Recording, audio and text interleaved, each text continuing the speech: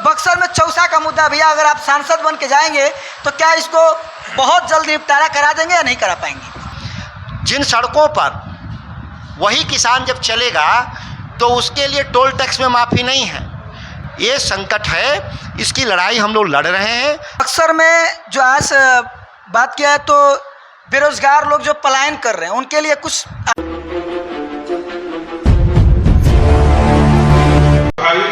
RJD का आज बक्सर में यहाँ पे एक जनसभा हो रहा है बक्सर के अंदर, नई बाजार आशीर्वाद मैरिज हॉल के अंदर, जहाँ पे बहुत सारे कार्यकर्ता आए हुए हैं अलग अलग जगहों से। इस मंच पर बैठे हुए भाई प्रोफेसर श्रीनिवास जी, जिसमें आरजेडी के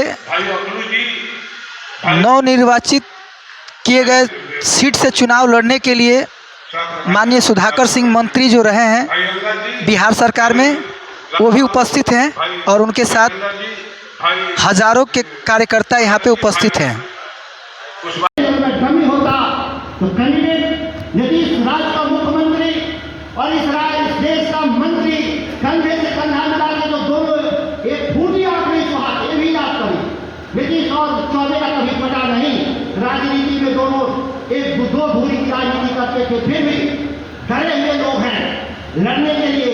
इसलिए नहीं कि बक्सर का मामला है, बक्सर छोटा जगह है, जानता है लोग कि जिस तरह से बिहार विधानसभा में दहाड़ा, उसी तरह से मैं संसद में जाऊंगा तो दहाड़ूंगा, देश के धन्ना सेठों का, भ्रष्टाचारियों के कलंक बन जाएंगे। इस भय से मुझे रोकने के लिए जो षड्यंत्र किया जा रहा है, गणपत जी ने ठीक कहा है, सुना होगा इन्होंने, तभी कह रहे होंगे।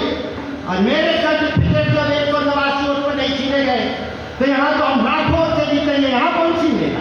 और कलेक्टर किस खेत की बोली, कभी करने वाले लोग नहीं।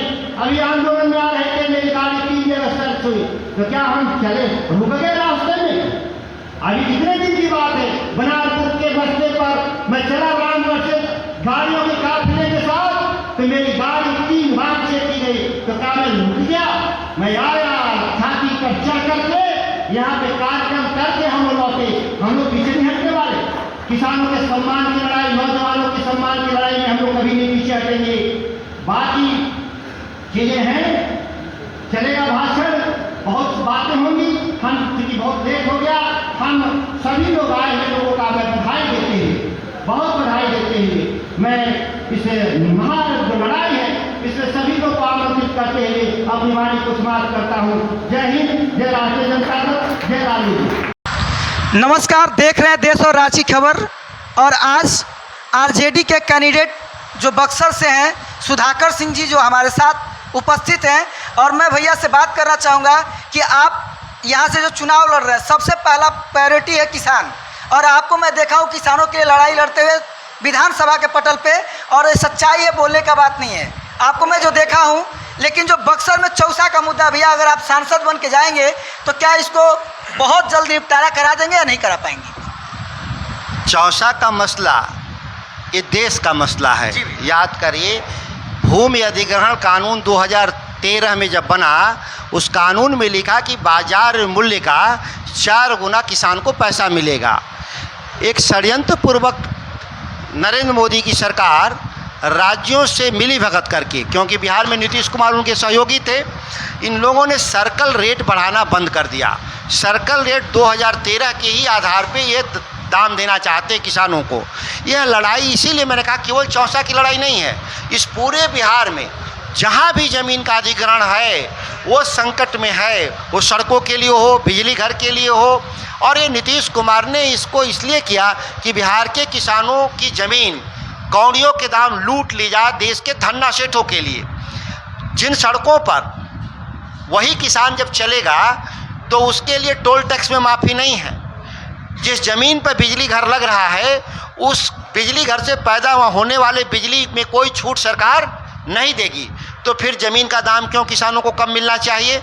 ये संकट है, इसकी लड़ाई हम लोग लड़ रहे हैं। खगड़िया से लेकर औरंगाबाद से लेकर बक्सर तक, यह केवल अकेले बक्सर का नहीं, पूरे बिहार का मसला है, इसको लड़ कर के सुलझाएंगे। अच्छा भैया, दूसरा सवाल है आपसे कि जो बिहार में शिक्षा व्यवस्था चरमराया हुआ है, क्या आप जाएंगे तो बक्सर के लोकसभा का शिक्षा व्यवस्था में बदलाव आएगा या नहीं आएगा? निश्चित तौर पे शिक्षा व्यवस्था में बदलाव आएगा। हम लोग इस पर काम करने वाले लोग हैं। मेरे पिताजी जब यहाँ से मिनिस्टर थे, सांसद थे, तो यूनिवर्सिटी पीर कुंवर सिक्का बनवाए थे आरा में, और कई कॉलेजों का बिल्डिंग से लेकर के बाउंड्री वाल तक ठीक कराया गया था।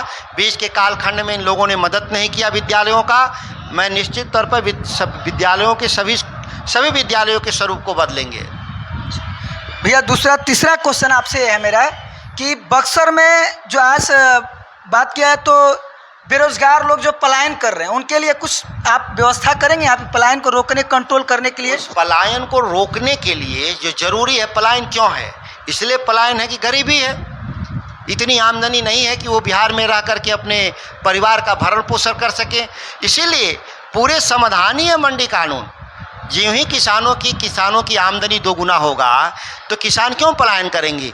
यही रोजगार उनको मिलेगा। उसके लिए हमको इंडस्ट्री खड़ा हो जाएगी, लेकिन उसके लिए ज़रूरी है कानून में संशोधन। और हमारा इंडिया गठबंधन ने गारंटी दिया है कि हम मिनिमम सपोर्ट प्राइस और मंडी कानून का गारंटी देंगे, जो देश में अभी तक नहीं था। तो ये हम लोग उस लड़ाई को लड़े रहे हैं। बक्सर का भी समाधान उसमें होगा। इसी के साथ मैं अपने बातों से आगे फिर किसी प्रत्याशी से मिलेंगे और अपना सवाल करते रहेंगे। जय हिंद, जय बिहार।